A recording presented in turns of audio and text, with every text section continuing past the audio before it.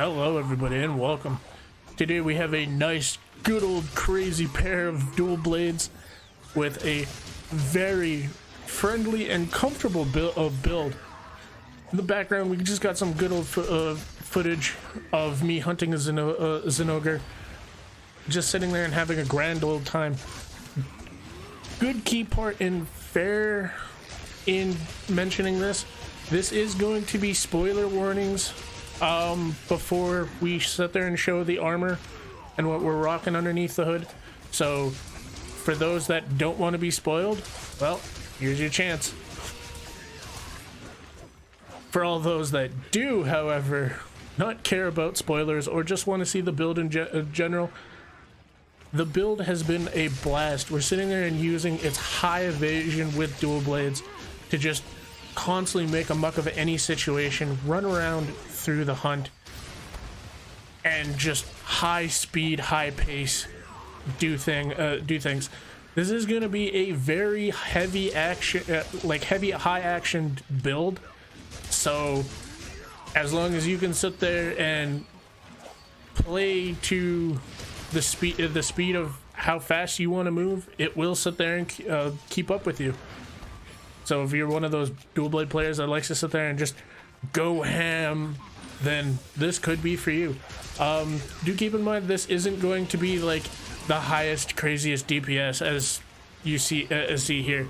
We do sit there and have a DPS option within the build, which makes it just a tad bit expensive because most of it sits there and comes from the talisman slot. So do keep that in mind.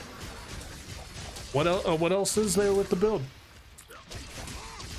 It's both fun and rewarding in terms of what we're sitting there and doing, whether it's you sitting there going through and playing aerial with dual blades, or you just sitting there and having a good old time like jamming on the ground. The build's mostly sitting there and supporting both playstyles. I just prefer to play it mostly without aerial style in particular because I just enjoy the amount of evasion that we get from the ground a hell of a lot more. The Transmog is definitely stated, and we will definitely show off the Transmog before we get into the full build for it, because this is a themed cosplay, very much themed in the good old manners of Super Saiyan God Goku, with the good old dual blades aura, making it look like we're going through and doing Super Saiyan Kaioken. So that was a particular plus from the Street Fighter update that we just sat there and just got to add to the build. Definitely also a big shout out to those that have been supporting the channel. I'm sorry this took so long, so we're gonna sit there, keep it going, and keep it rocking. Monster Hunter Rise has given us a ton of good flavorful things, and with that and Monster Hunter Rise Sunbreak, like literally coming out next year in the summer, we're gonna sit there and show you guys what we've been hankering on doing on the sides of a good old challenge, and on top of that what we've been sitting there going through and just building in general. I have some ideas for some rampage weapons coming up next, but those take a little bit of time. With all that, let's show you the transmog that we're rocking with and the colors that we have sat there and shown. We are rocking the full Akuma's Street Fighter armor for the transmog. This overall is just going to give you the look of Super Saiyan God Goku. It's mainly here, like, this is going to be the closest thing you're going to get to that, so if you want to sit there and use this as cosplay, you sure can do that. If you want to see more so under the hood, let's sit there and actually show you what we're rocking with. As we said before, this is going to be the partner to the good old Charge Blade video. That video sat there and had 3 pieces Narwa, two pieces of Ibushi. Well, this is going to be the grand opposite, where this is 3 pieces of Ibushi, 2-piece Narwa. There are going to be a lot of things in this armor set that we are definitely going to skip for sure, because it doesn't utilize everything from dual blades.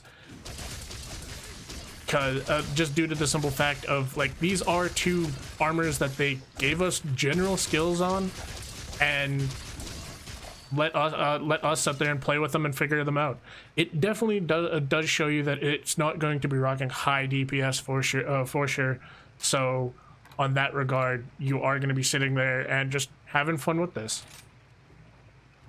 But we are definitely going to be using the Nargacuga dual blades. This has, like, there's no other real better option for this. Not only is it going to sit there and supply a decent amount of DPS, but we're also needing the two slot for what we're socketing, and with the good old talisman.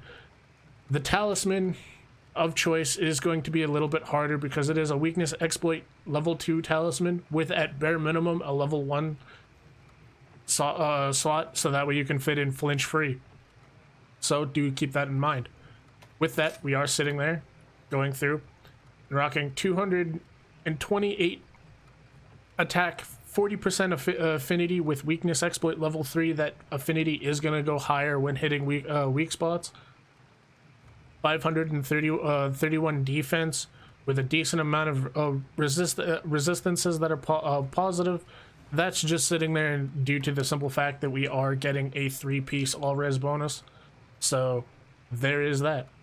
We are sitting there and showing for switch skills, Demon Flurry Rush, Barrel Demon Mode, and Piercing Silk Bind. Those are just the ones that I have equipped at the moment. These do change if you're sitting there and running aerial dual blades for certain matchups, like sitting there and beating Narwa or Ibushi, or certain other dual blade matchups where aerial's definitely more preferred than good old ground style, your good old ground style for dual blades. As we do sit there and have the Ibushi / Narwa armor, we do get Wind Alignment 5, Storm Soul 5. Then now we're just going to sit there and go through and take a look at the skills that will matter for us, which is Constitution level 4, Evade Window level 4, Weakness Exploit level 3, Power Prolonger level 3 to keep our good old Demon Mode high and nice and fully charged. Marathon Runner level 3, Stamina Surge level 3, Evade Extender level 3, and Flinch Free level 3. All of these skills, all in total, are just super nice. The amount of stamina usage that you can sit there and get from this means that it's going to be a long time once you've sat in there and eaten and stuff to sit there and lose your stamina. You are going to sit there and have a ton of evasion with your stamina being such a nice portion of the build. So you are going to also abuse the fact that you can sit in demon mode for a long time. Like, the amount that you just get from this is super comfy. And with all the evasion skills, as shown before while we were sitting there and fighting that Zenogre, you are going to sit there and have a ton of new windows and opportunities laid out for you that you just normally would never have, because you're just sitting there and missing all of those windows without sitting there and having evade window plus your evade extender so high. With all that, definitely thank you all for those that have recently subscribed. It does mean a ton to me. And until next time, just remember to stay comfy. Peace out, everybody.